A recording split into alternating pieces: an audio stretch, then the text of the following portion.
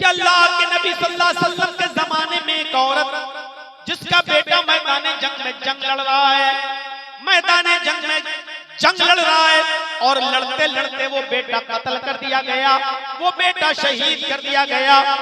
माँ के कान में आवाज आती है, तेरा बेटा मैदान जंग में कत्ल कर दिया गया, मैदान जंग में तेरा बेटा मारा गया।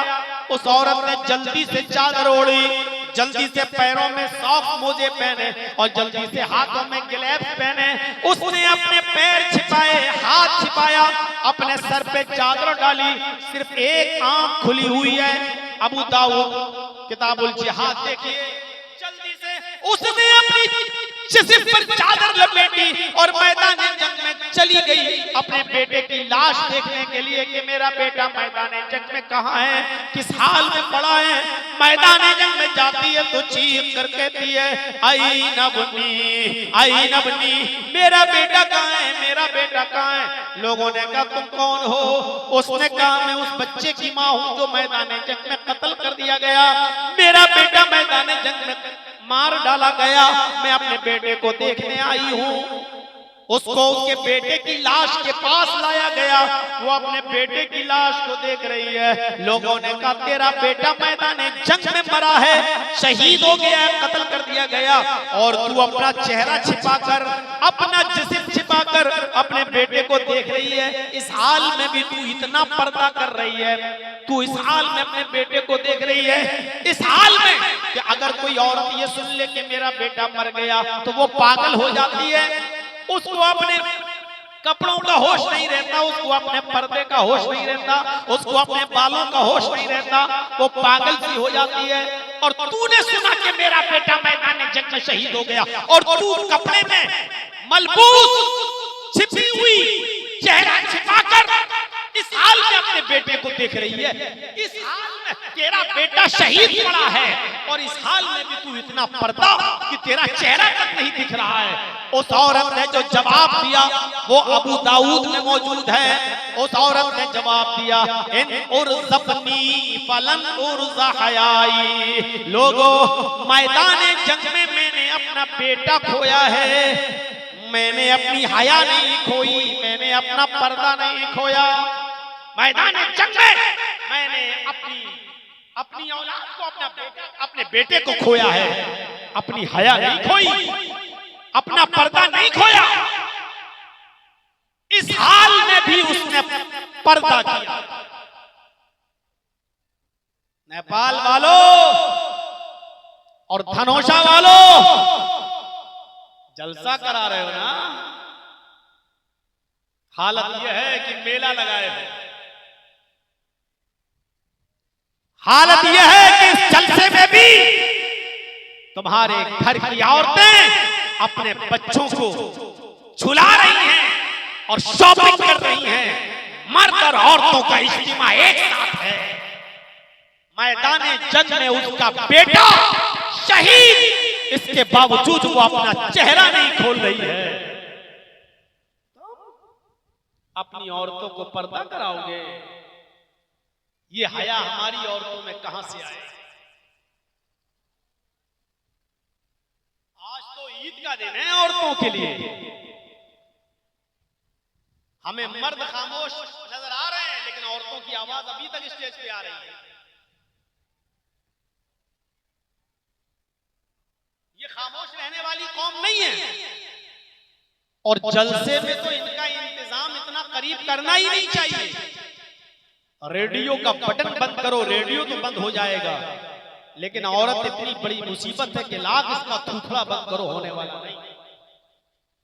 आज तो मौका मिला है इनको अपनी साड़ी दिखाने का, अपना कपड़ा दिखाने का, अपनी चप्पल दिखाने का, अपना दुपट्टा दिखाने का, अपना मेकअप दिखाने का। आज तो मौका मिला है। ईद के दिन भी इतनी खुशी नहीं होती होगी जितनी आज जलसे में होती होगी। माशाअल्लाह। धनुषा वालों कुछ तो देखो, इतनी मेहनत से आपने जलसा किया और एक चीज आपने गलत कर दी, ये मेला नहीं लगाना चाहिए। बस जलसे में मेला होगा तो आप क्या समझेंगे कि वहां दीन के लिए लोग जलसा सुनने आएंगे? मेले में मैं नहीं जानता हूं कि आपके हाल क्या है। बिहार के जलसों में मैंने देखा है कटिहार, पूर्णिया, हरिया मेले और ठेलों की वजह से उस जलसे इतनी बुरी तरीके से खिलाफ हुए हैं कि कई जलसों में मैंने देखा कि जलसा खत्म होने के बाद लड़के और लड़कियों को पकड़ा गया खेतों में से, मेलों में से, और बाकायदा उनको बिठाया गया है। सुबह होकर उनकी पंचायतें बिठी हुई हैं, बिठाई गई हैं, उनको क्या सजा दी जाए, रंगे हाथ जलसों में पकड़ा गया है।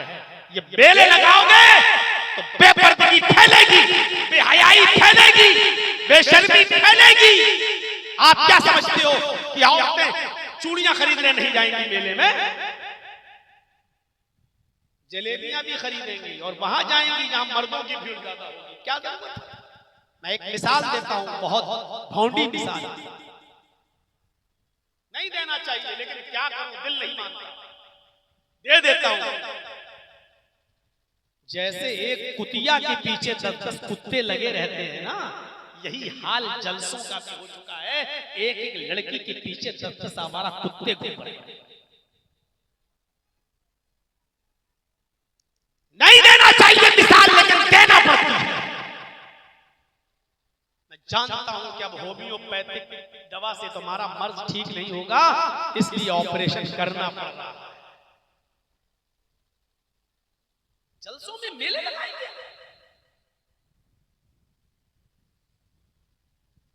मिसाल देने के लायक है आपका जलसा हर जगह कि आपने इतनी मेहनत की माशाअल्लाह, वरना 1 तारीख को जलसा कैंसिल हुआ, चलो मौलाना नहीं, अल्लाह को मंजूर था, इंशाअल्लाह बाइंदा साल, आपने फौरन 15 दिन के अंदर अंदर दूसरा प्रोग्राम रख दिया। ये आपके जज्बात को मैं सलाम करता हूं, सलाम आपके जज्बात को, इतना शौक आपका, लेकिन आपने एक चीज गलत कर दी, बस जलसे में मेला लगा। अब आप कहेंगे लोग मानते नहीं है, सबकी रोजी रोटी जुड़ी हुई है, तो क्या शराब का ठेका भी लगवा दोगे? यहाँ सबकी रोजी रोटी जुड़ी हुई है।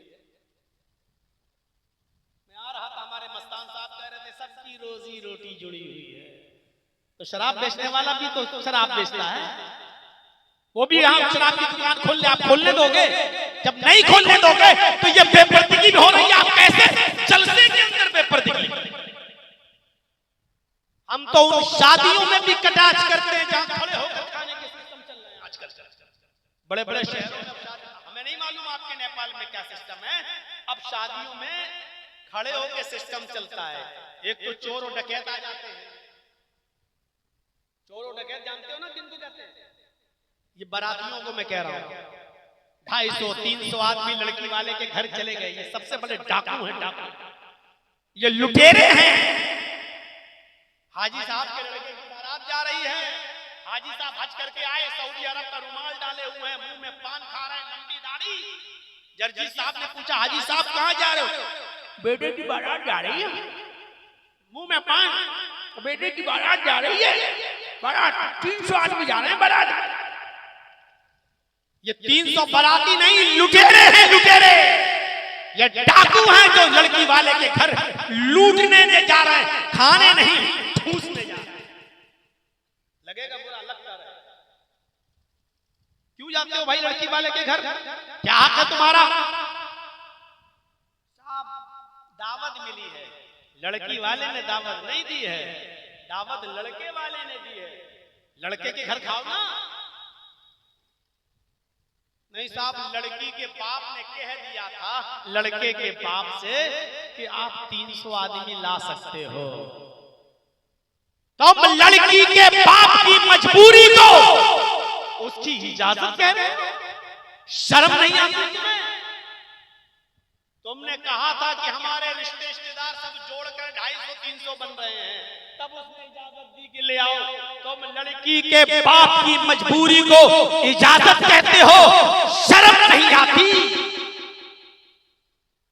उस 300 आदमियों को खिलाने के लिए बकरा, चिकन, मटन, मछली, मुर्गा, अंडा, नाश्ता, ये सब कराने के लिए उसने बैंक से लोन लिया है। 30 सालों से जर्जी तकरीरें कर रहा है, 30 सालों से। ऐसे ऐसे घरानों को जानता हूं ऐसे ऐसे घरानों को जानता हूं मेरे भाइयों, जिन्होंने अपनी बेटियों की शादी पर लोन लिया। उन्होंने 300 400 बारातियों का पेट भर दिया।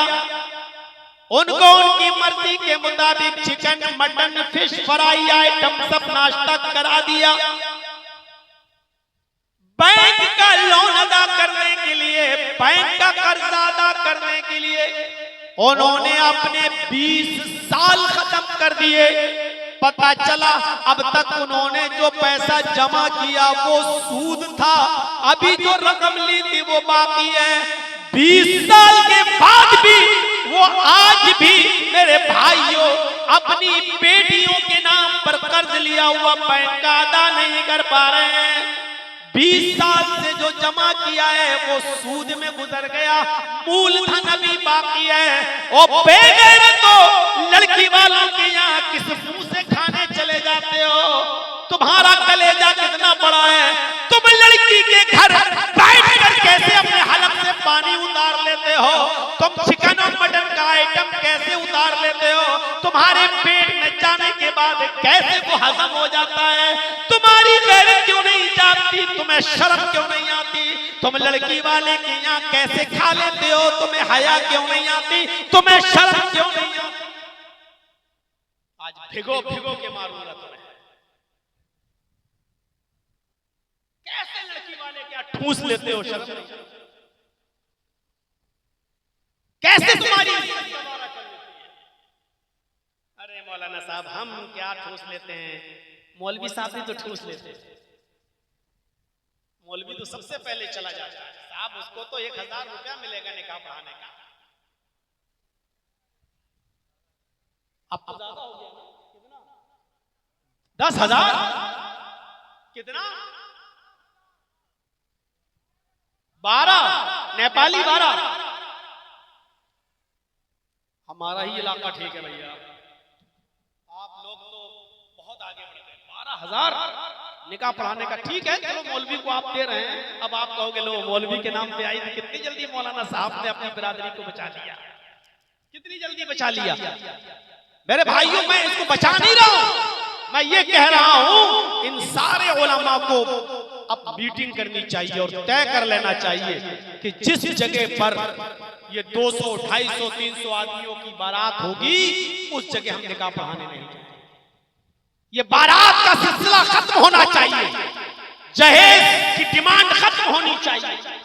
जिस जगह पता चल जाए कि लड़के वाले ने बाइक मांगी है, मौलवी को चाहिए उस जगह निकाह ना पढ़ाए, नहीं पढ़ा।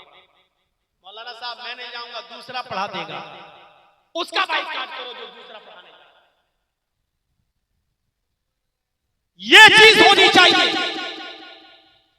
शादियों को आसान करो।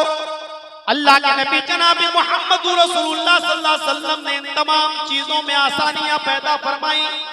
ये दीन जहां दीन तौहीद है, ये दीन जहां दीन रिसालत है, ये दीन जहां अंधेरों को और बुराइयों को खत्म करता है, ये दीन जहां बेशर्मियों बेहयाई को खत्म करता है, ये दीन वहीं पर आसानियां भी पैदा फरमाता है।